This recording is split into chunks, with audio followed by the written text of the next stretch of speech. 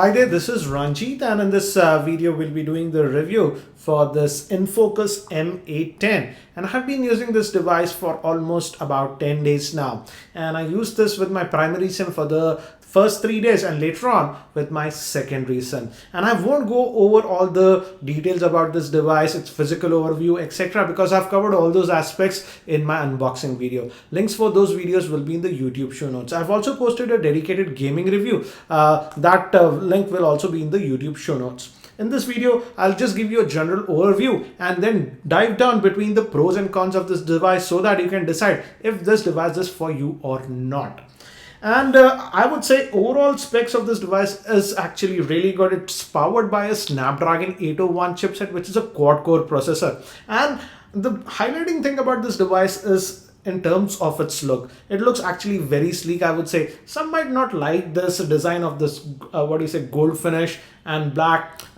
This comes only in one color, and it's sold in India via Amazon, and it sells in India for around 15,000. And I feel for that price, it does offer a lot. Let me actually give you the specs overview, then we'll move on. It is powered by the Snapdragon 801 chipset, which is a quad-core processor clocked at 2.5 GHz. Regarding the screen, it sports a 5.5-inch screen, which is a 1080p screen. Also, it's relatively thin at 6.9 mm. And regarding 4G, it has 4G bands for 1800 MHz, but not for 2300 MHz. Regarding the GPU, it is the Adreno 330 GPU, 16 GB of internal storage. It has a micro SD card slot, a 13 megapixel rear-facing camera, and a 5 megapixel front-facing camera. Moving towards the battery is sealed inside, which is a 2600 milliamp hour battery. And I was a little bit worried because it just has a 2600 milliamp hour battery and it has a huge screen, that's a 5.5-inch screen. But I would say the battery life was decent. I wouldn't say it's extraordinary like the OnePlus One or even the Mi 4. But if we start comparing it with other devices, it's comparable to what battery life I was getting on the S6 or the LG G4. It can easily last for a normal working day, and by the end of the day, I was hovering around 20% battery life. And in terms of screen on time, it was anywhere between around 3 hours to 3 hours 15 minutes. So the battery life is decent, but not extraordinary. If you are a heavy user, yes, you got to charge it twice a day. But for most normal users, it should be good enough in my opinion.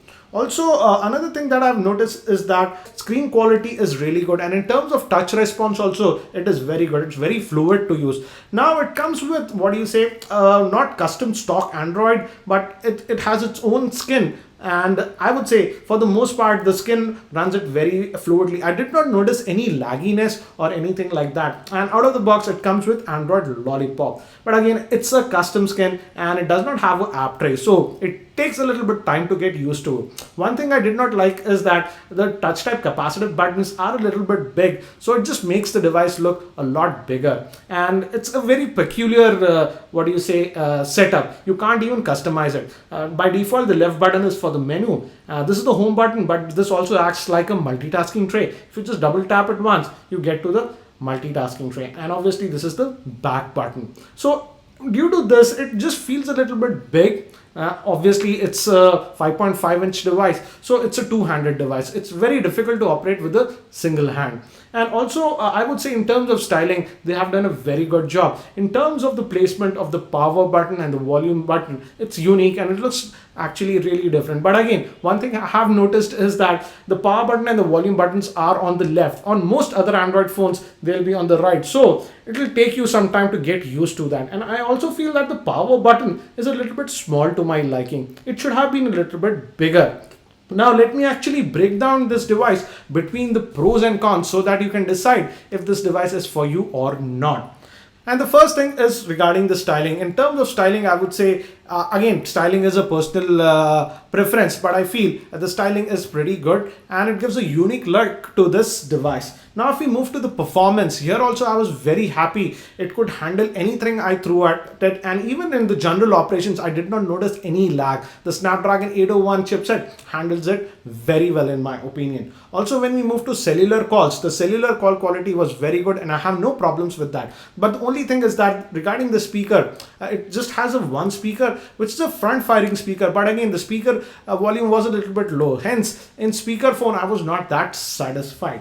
Now if we move to the camera quality, here we have a 13 megapixel rear facing camera, and as you can see from the sample shots, the 13 megapixel rear facing camera does a very good job. Even when we move to artificial lighting, I feel it does a fairly good job. Yes, in very low lighting there is a little bit of noise in the pictures, but for the most part I would say the rear facing camera does a very good job. In terms of video recording, the video recording was also good, but it's restricted only up to 1080p. When we move to the front facing camera, the front facing camera also did a very good job in my opinion. Here are some samples. So in terms of camera, I would say, yes, the camera performance is really good, but again, there is no 4K video recording. Also, I did test it with USB OTG, and the USB OTG functionality works, and it also has NFC support. And as I mentioned, the battery life is sort of decent. Now let's move to the things that I don't like about this device and the sort of the cons. And the first thing is that due to the nature of the back is also glass, and when I was downloading heavy apps or doing gaming, it was heating up a little bit. It was not heating too much, but it was going around 43 to 44 degrees centigrade. And the problem is that it was heating at a particular point, and because of the glass, it was concentrated heating. So if you touch that area, it feels very hot. So one that you have to be aware of that. But in normal usage, I would say, if you're not doing heavy gaming or anything like that, or if you're downloading heavy apps, for normal usage, it was like fine in my opinion. Now again, as I mentioned, the placement of the power button is a little bit on the awkward side. It will take time for you to get adjusted to that.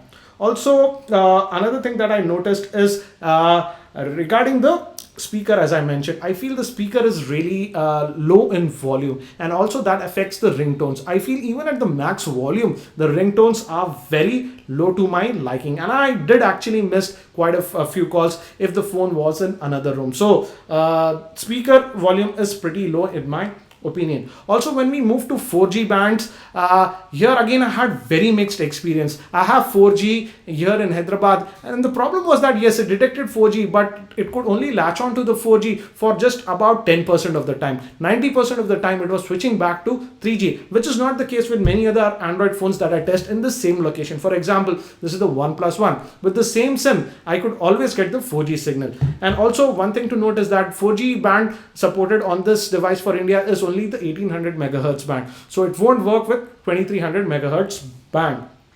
Also, I did notice that the screen is sort of a fingerprint magnet, so you have to constantly keep cleaning this device. And lastly, as this is a new brand in India, InFocus, I'm not very sure about their after sales service and support. So, but still, considering the overall performance of this device and considering the price to performance ratio, I do feel that this InFocus M80 for the price of around 15,000 is a very good buy. I've also posted other videos on this device like its gaming review, so make sure you check them out. And again, if you found this video helpful, I'll appreciate if you can click the like button and subscribe to my channel. Thanks for watching. This is Ranjit, and I hope to see you in my next video.